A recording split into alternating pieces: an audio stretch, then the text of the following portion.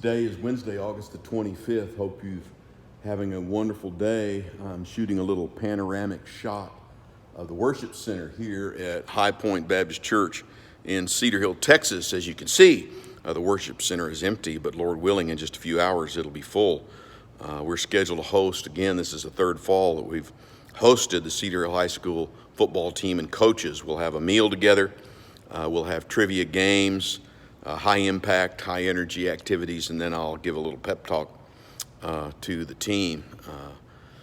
You know, it's interesting as we talk about the Longhorn Covenant this week, we've answered some questions in the Longhorn Covenant. Do you care? Can I trust you? And today, again, a question, are you committed?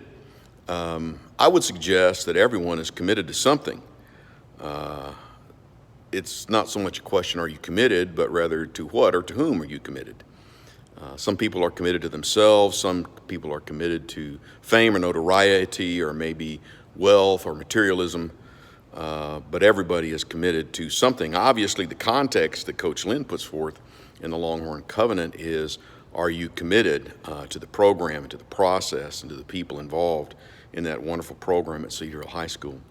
In the book of Acts, Acts chapter 2, verse 42, we are told by Dr. Luke in his record that there are four things that the early church was devoted to, that they were committed to. First and foremost, the apostles' teaching, to the fellowship, to the breaking of bread, and fourth, to prayers.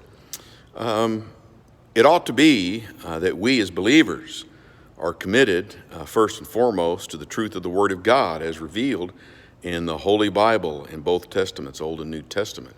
Also, we need to be committed not just to fellowship, but to the fellowship. We are committed to one another, the many one another's of the New Testament.